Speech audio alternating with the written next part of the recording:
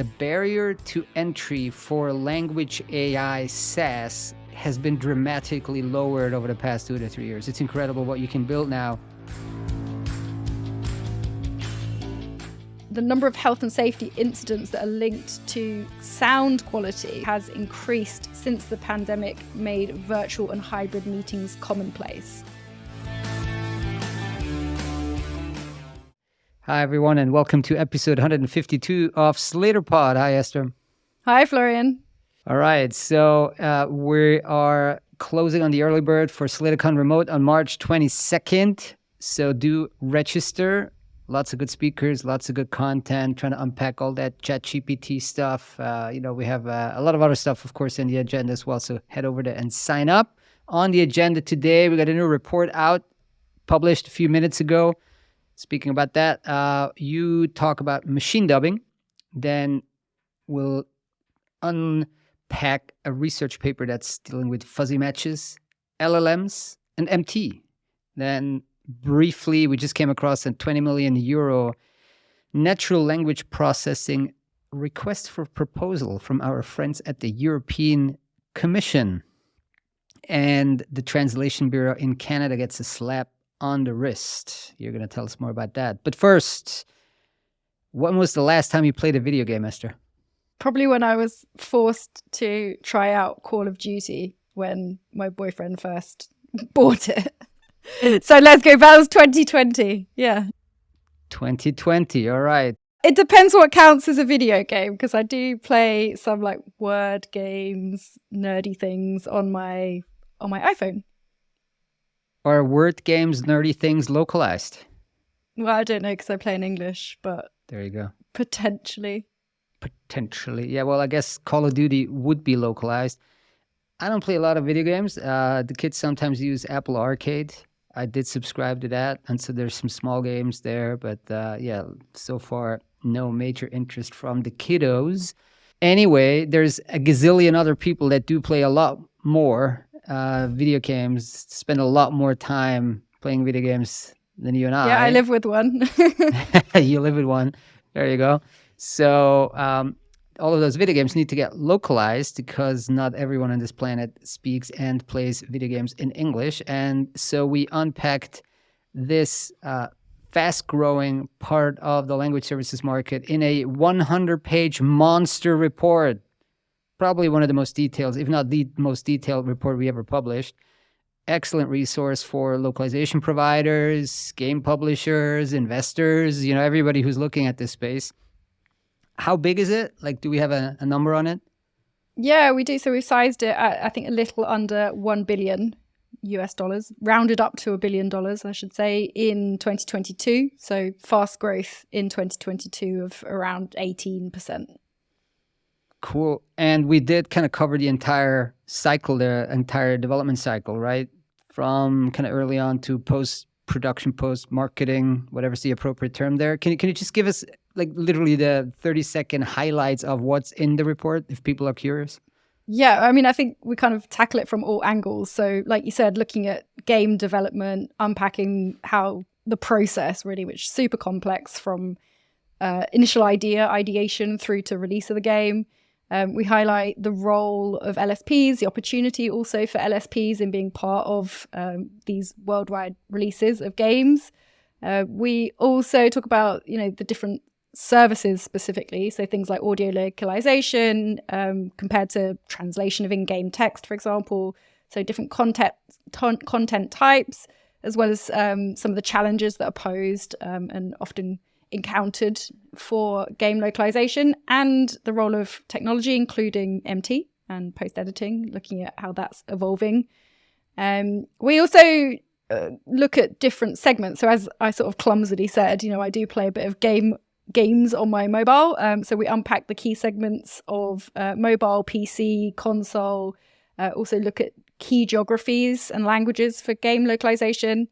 In terms of buyers, so we review buyers' localization strategies. There's case studies and interviews, both with buyers and also localization providers. And looking at some of the growth trends over the past 5 years, trends such as games as a service model, which we've talked about. You mentioned Apple Arcade. Social gaming, mobile games, live streaming, and accessibility are all topics and trends that we unpack in the report. The whole thing. So let's move away from the meta, because like this is kind of a meta. We're going to talk about X, but we're now not talking about X. Anyway, so people should get the report. We do host a briefing with the report's author, I believe, who is an expert, worked both on the buy and the vendor side there. So yeah, I'm proud. This was a good one, or is a good one. Go get it. If you're a subscriber to our Pro package, go and download it, because it's part of the package. All right. So, hey, I did get a lot of positive reactions on the Ramsey podcast, for like the Super Translate podcast we did earlier this week. Very interesting, just very interesting. I'm going to make this kind of what he outlined part of SlaterCon Remote. I think it's very relevant to the industry. So just quick reminder for those who haven't listened. So Ramsey is building a number of what he calls micro SaaS. Among them is like micro software as a service, right? A meme, a quiz SaaS, and one is called Super Translate, which subtitles based on Whisper in multiple languages. And, he's building in public, so it's very transparent. So, he shares his numbers, he shares how many users are using it, etc. And crucially, like he's also talking about how he's building it in terms of the front end, on Bubble. And for example, a lot of the AI, I mean, it's coming from Whisper, but he's buying the compute to run these models on something called serverless GPU. I'm not going to, convey it accurately, so head back to the podcast if you want to hear, of course, what Ramsey is saying as the builder of this. But the long and the short here is that the barrier to entry for language AI SaaS has been dramatically lowered over the past 2 to 3 years. It's incredible what you can build now with very little upfront investment and very little risk, right? So you can quite easily, in a sense, throw out kind of a very kind of early on beta product, see if it gets product market fit, or even like just a little bit of product market fit, and then take it from there. I think this is going to generate a wave of competition coming into the kind of established language services and language technology industry. Because even if one of these 100 products, one out of 100 products, finds product market fit and kind of learns about the enterprise, it's going to be difficult. It's going to be interesting. It's going to be a new type of competitor that few maybe will have on their radar, right? So barrier to entry lower. All of these really advanced computing infrastructure things are much more available now. So watch out and do listen to the podcast. I enjoyed it. I re-listened it, which I rarely do. But this one I did. Now, in a similar kind of area, but a bit more, a bit less micro now, is VoiceSeed. Which you covered this week. Machine dubbing startup VoiceSeed raised €1 million. Tell us more about that one. Well, accurate summary. So it was founded in 2020 by an ex-Keywords Studios exec, Andrea Ballista. So he's gone on to do this new venture, like I said, launched in 2020, that is based on machine dubbing AI.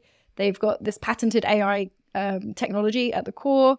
And are also developing a proprietary emotional multilingual data sets. All of this is kind of rolled into a voice platform called Revoiceit, a generative AI dubbing solution. That's how they describe it.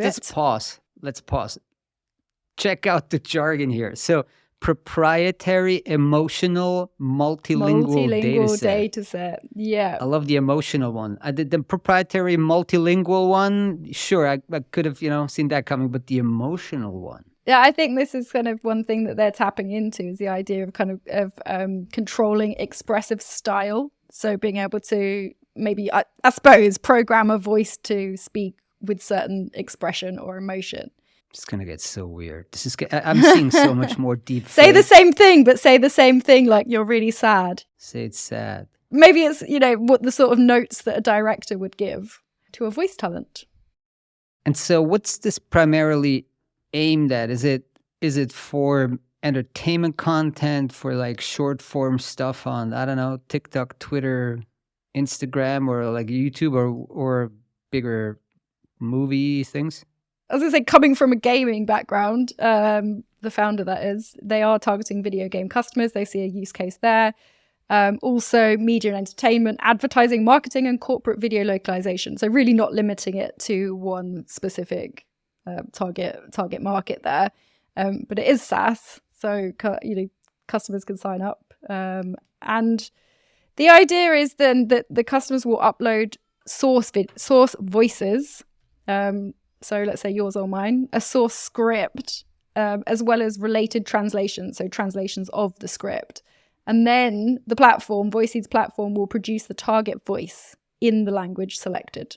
So you could, tell it to speak German.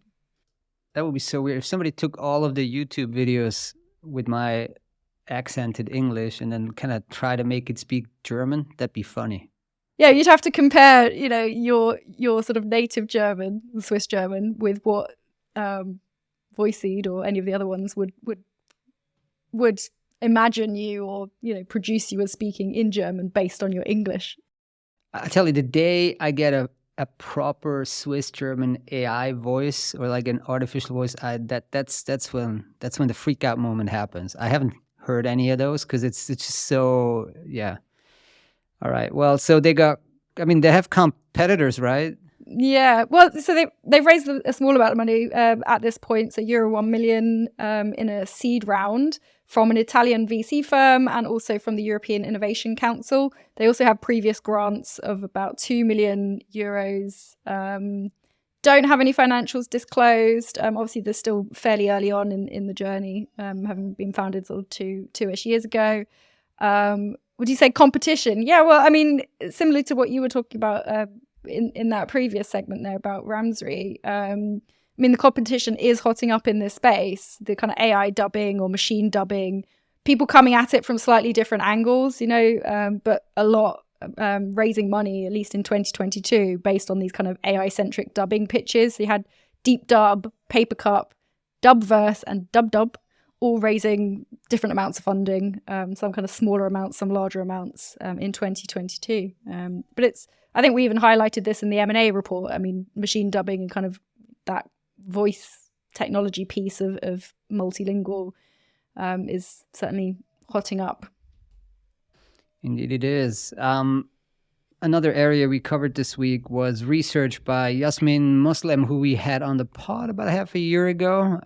Prolific researcher at the Adapt Center in Dublin, Ireland. And what I really appreciate about her research, it's so much core in like those niche problems that would be interesting for LSPs. Like it's also the terms she's using. It's not like this high level kind of Google Meta, let's tweak that last little token parameter or something, but it's very much kind of like the problems that a mid-sized large LSP would face. So this one, the article we had for the piece was fuzzy matches can refine machine translation by GPT-3 and other large language models. So try to break this down for us. And yeah, apologies in advance to Yasmin. I mean, we're trying our best here to summarize a 10, 20 page paper in a podcast. Yeah, I mean, I think certainly the article that we published probably summarizes it slightly better than what I'm about to. But so do take a look on Slator, and also obviously read the paper if you're deeply interested. But like you said, I mean, the paper from Yasmin Moslem, also a couple of her colleagues, they were looking to find out whether GPT-3, which as we know is the large language model behind ChatGPT, is capable of enhancing adaptive MT. So what is adaptive MT? It is simultaneously improving the quality of new translations based on user feedback. And that can be feedback such as corrections made to previous translations. It can be terminology, style guides. It can be translation quality ratings, for example. But the bit I think that we picked up on and somewhat interested in it also is slightly less common method of adaptive MT. So this is where you're getting the model to learn from similar translations, which in the industry we would call fuzzy matches, which are found inside of translation memories or TMs. So using fuzzy matches to then improve the quality of translation in real time. So real-time adaptation. Hopefully I've laid the groundwork somewhat there. Yasmin in a LinkedIn post said, after the results basically, showing the model between 1 and 10 translation pairs, domain-specific translation pairs, that are similar to the sentence that you want to translate can actually improve the translation of the new sentence immediately. And apparently this is especially useful for high resource languages. The original is coming out of a TM, or is it artificially generated? I mean, I think it could be either. The point is it's a new sentence that the model would not have seen. But you show the model similar. I mean, probably you have the sentence already in mind. So let's say you've got a sentence and you would need to have similar sentences to that in the TM. So, maybe you change 1 word, 2 words, whatever you would need. I don't know what level of matches of fuzzies we're talking about, whether we're talking about the sort of 99% fuzzy matches, whether we're talking about, 75 kind of level. But yeah, so I assume you would have a sentence in mind and then look for the fuzzy matches. And we're training this GPT-3 or these other large language models here. We're not training narrower models that are much more common, of course, in the industry. So yeah, look, overall, I think maybe we can stop here and point people towards the article and just note that there is a lot of research going into now how could you make these language models produce better translations, right? And I mean, it's super early stage. But it's a good question to try and look into, isn't it? I mean, if you're an LSP, you've got, or an end client, you've got, years worth of translation data stored in your TM. You also now potentially have access to these LLMs that you wouldn't have, a couple of years ago. So what can we do with that? Is there a way of working with it? I agree. Let's get some, we can discuss it in a future pod, or maybe bring somebody on SlitterCon Remote. I think I'm trying to put together a panel there to just understand this better. So the European Union also wants to understand this better, and they are putting out a 20 million euro tender for natural language processing and natural language understanding. And this already, the RFP was open on December 8th, 2022, so it's been out there for a while. It's not closing before 29th of March, 5 p.m. Brussels time. So it's part of the Horizon Europe research program, which neither you or I can participate in because you're in the UK and I'm in Switzerland, and they kicked us out. They kicked us out of this program. It's incredible. All of the Swiss researchers are going crazy because they kicked them out. And so we have to fund all these research programs independently again. Anyway, so what do they want? So let me just read this. It's kind of hard to summarize. So they're saying the RFP is for improving context-aware human-machine interaction to increase understanding and exploitation of the interaction context and content in multimodal settings in order to increase responsiveness of interactive AI solutions such as smart assistants, conversational and dialogue systems, content generation models, etc. That's a mouthful. It's a lot. Let me put it that way. So it seems quite broad in scope. They say they want to support, enhance seamless human-to-human communication across languages by means of automatic translation or interpretation, including automatic subtitling in real time, with a greater understanding of the communication context and meaning involved in it. Also very, very complex. Now, there is a list of potential partners that are, if I understand it correctly, are trying to bid on it or maybe submitting their application. I don't know any company on that list. There were like 35 or 40, except Tilde. KPMG. Yeah, KPMG, sure. I mean, some of these companies, like the bigger ones, but other than Tilde, I didn't know any. It's incredible what other kind of niche ecosystems out there. But, well, if you're interested in this and you still have, a month and a half to go to bid for this what seems to be an incredibly complex RFP brief, knock yourself out. Interesting RFP there. We shall cover who the winner is, and let's see if those $20 million are going to lead to a bigger ROI further down the road. The Swiss and the British aren't going to enjoy the We won't fruits benefit. Oh my God. It was so petty. I think it's about something. I don't actually recall what it was. There was some other thing with the European Union that Switzerland got kind of into a bit of a tussle, and then it just kind of kicked us out of Horizon 2020. Okay, sorry, not going to delve into the politics here. So, yeah, Canadian Translation Bureau required to revamp protections for remote interpreters. Why is that? Why? Well, it seems like there have been more health and safety incidents of interpreters over the past couple of years. And it seems to have kind of come to a head more recently. So, I mean, there's lots of different bodies involved. So I'll try and get the names and the parties right. But basically, you've got the body that oversees the Canadian Translation Bureau, which is the Public Services and Procurement Canada, or PSPC. They were required, or have been required, to report on the steps that they were taking to protect the health and safety of federal interpreters. And the deadline was actually 15th of February, so it's passed.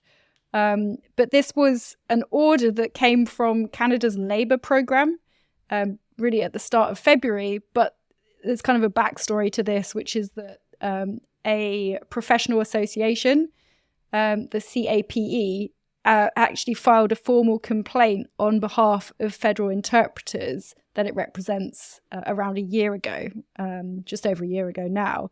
And so the Canadian Association of Professional Employees, CAPE, has appealed to the Translation Bureau to put measures in place. They've been asking for that since 2020, which I think the PSPC spokesperson, so this is the one that oversees the Translation Bureau, they told us that the number of health and safety incidents that are linked to sound quality, so this seems to be at the heart of the issue, the number of incidents related to sound quality has increased since the pandemic made virtual and hybrid meetings commonplace. And they told us that, interpreters were having issues like ear pain, headaches, tinnitus, and apparently one even had to go to the hospital because there were, I think the reports were that there was exposure to dangerous levels of toxic sound.